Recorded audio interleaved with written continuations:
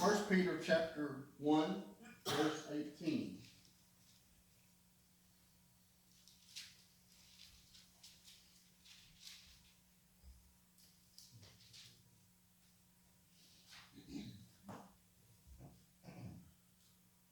First Peter chapter 1, verse 18, it says, knowing that you were not redeemed with corruptible things, like silver or gold, from your aimless conduct received by traditions of your fathers, but with the precious blood of Christ, as of a lamb without blemish and without spot. Now, I'm going to read it out of the New Living Translation. It says, for you know that God paid a ransom to save you from the empty life you inherited from your ancestors. And the ransom he paid was not mere gold or silver. It was the precious blood of Christ, the sinless, spotless Lamb of God. He is saying, look, a lot of times we put a lot of different things in our life, especially in our spiritual life, and we automatically think that makes us spiritual. That automatically makes us think we're holy or we're righteous before God. And he says, I want you to understand, it's not those things that have saved you. It is not those things that has redeemed you. It is the very blood of Christ, and you accepting that, realizing that you're a sinner, realizing that you can't do it on your own. You realize that you were a sinner and you asked Christ in your heart. That is what's redeemed you. Amen. Corruptible things. And I want to name off some things that we would automatically not think they'd be corruptible, but they can be. That's how sly and slick Satan is. The first one is church attendance. Church attendance is very important.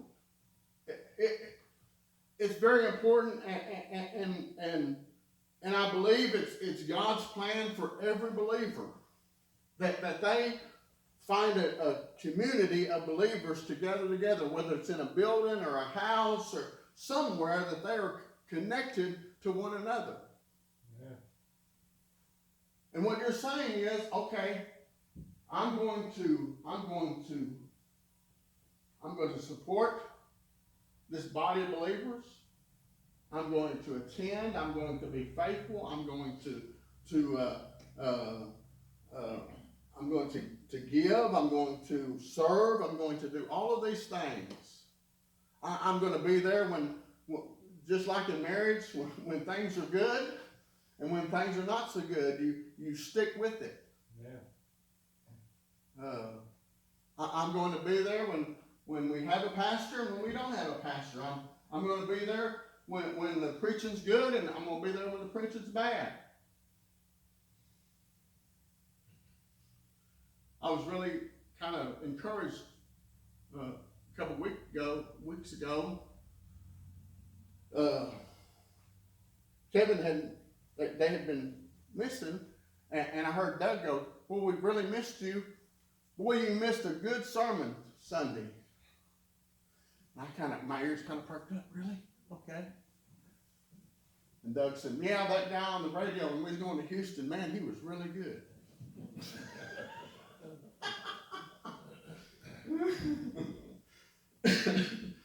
Well,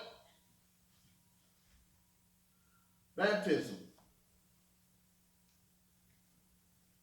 It is a great thing. It is an outward show of what's happened in the inside. You're telling those around you, hey, I've laid my old life down and I've picked up a new life with Christ.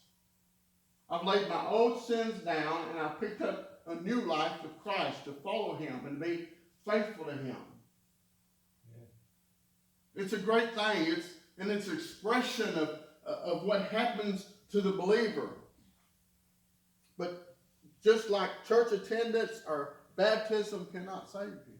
Yeah. It is only the blood of Christ that can save you. The Lord's Supper,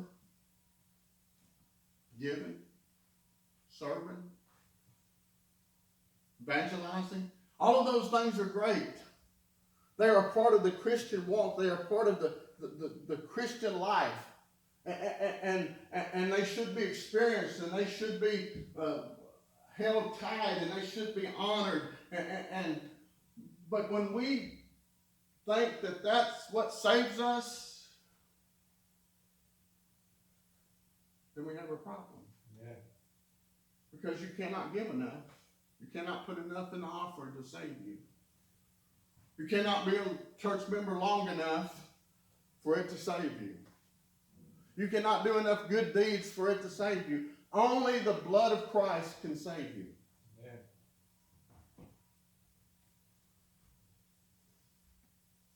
Remember the Pharisees, the religious leaders of Jesus' day, that they fasted. They went to the temple. They prayed. They did all of these things.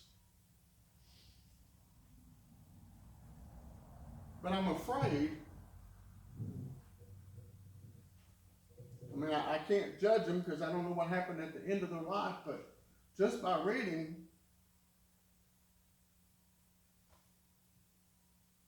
they don't go to heaven. Because they never put their trust in Jesus. They never put their trust in what Jesus done on the cross. Yeah. That's how deceptive sin is. You don't have to commit these big, horrible sins like Sodom and Gomorrah. Any sin, no matter how religious it may seem,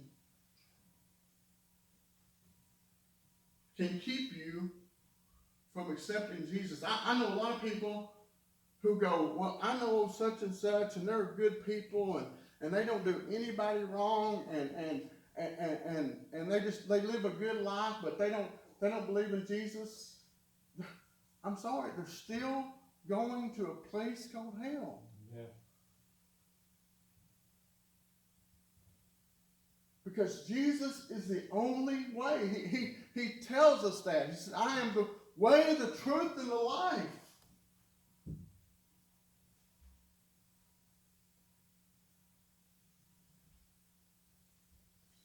Now, listen how the people were acting when God sent the flood. But I want you to see how Jesus says it. Look with me there in Matthew chapter 24, verse 37. Matthew 24, verse 37.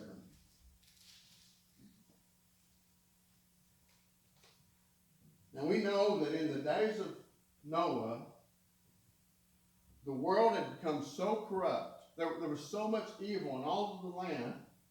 It says that everybody's mind and their thoughts of their hearts were continually evil.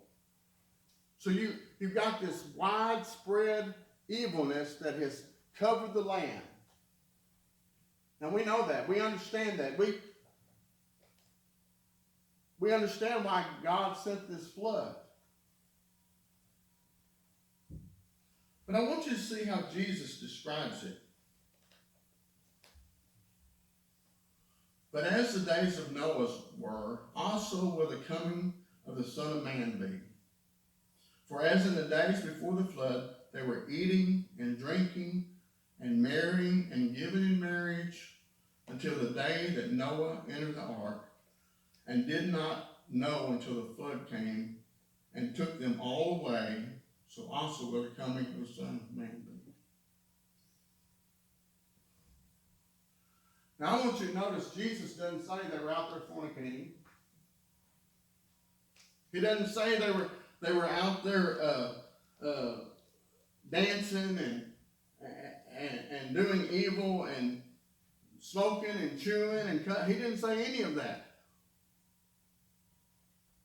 What he said was they were doing everyday stuff. We see that drinking. He's not talking about getting soused. He's talking about you know, of course they didn't have Dr. Pepper, but, you know, they drank water, they drank wine for their stomach. They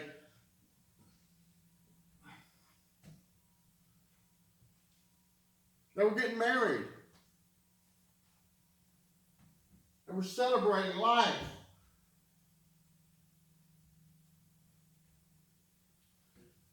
What's that? What is he trying to say to us? He's trying to say that you and I, in our everyday humdrum life, can live our life without Christ. We can go about our life, we can go through rituals, and never have Jesus as our Savior. Yeah.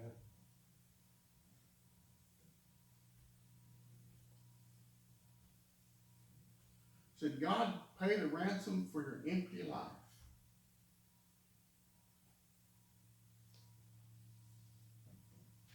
Whether we're doing religious things or non-religious things,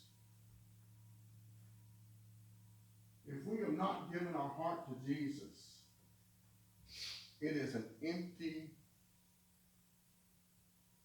voidless life. And I know that's harsh. And I know that's cruel. And I know that's, we don't like to hear that, but it's the truth. Yeah.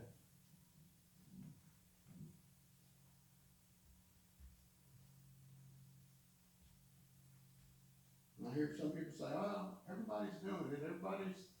They're living their life and they're doing this. And yeah, I hate to tell you, but in Scripture it tells us that everybody's going to have to stand before God. Yeah. And give an account for the life.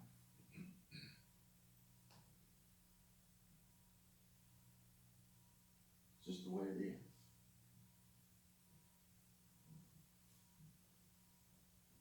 And the only way that we can avoid that is accepting the offering that Jesus gave on the cross.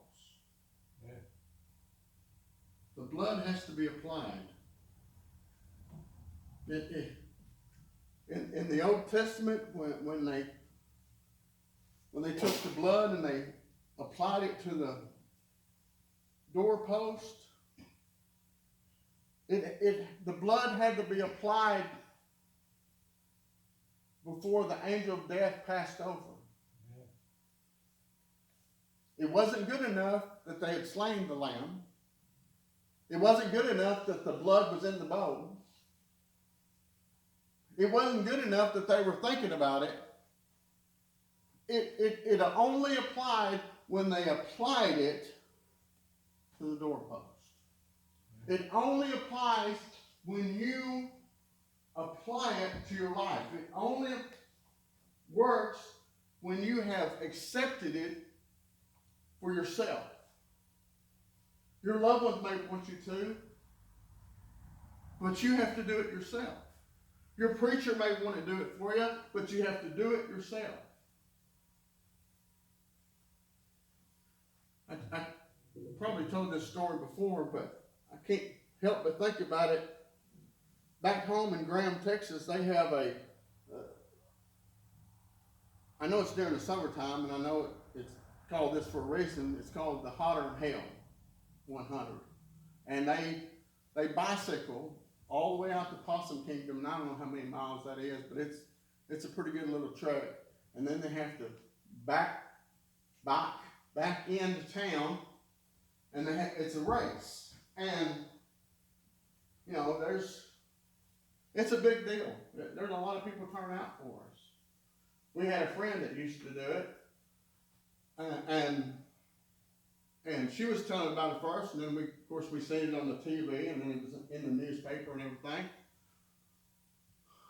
But they had this big race, and people come from different states. I mean, it's a huge deal. And this one guy, he came and done this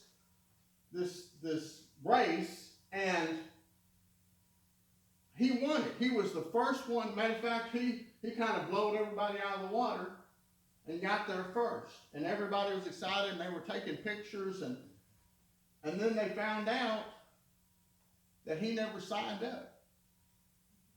He never put his name on the dotted line that he was writing in this race. So he was disqualified. No matter how fast he got there, no matter how good of rider he was disqualified. And there's a lot of people who are expecting their some kind of ritual. And that's what it can turn into if we don't understand that this is connected to what Jesus has done on the cross. That's why we come to church. That's why we give. That's why we serve. That's why we evangelize. That's why we take of the Lord's Supper. That's why we get baptized.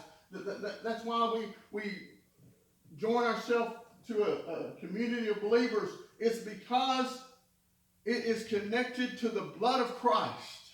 Yeah.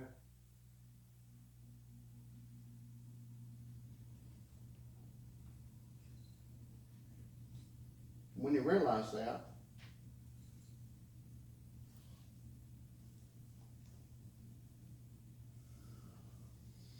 you kind of put the horse before the cart. A lot of people are putting the cart before the horse. They're trying to do good works to get in heaven. But how do you know when you've done enough good works? Man. You don't. How do you know if you're trying to give money and put it in the offering, trying to win your way into heaven, how do you know you've given enough? You don't. The only way that you can know for sure is to ask Jesus Christ in your heart. That's the only way. Yeah. Then you can know. Then you can know for sure.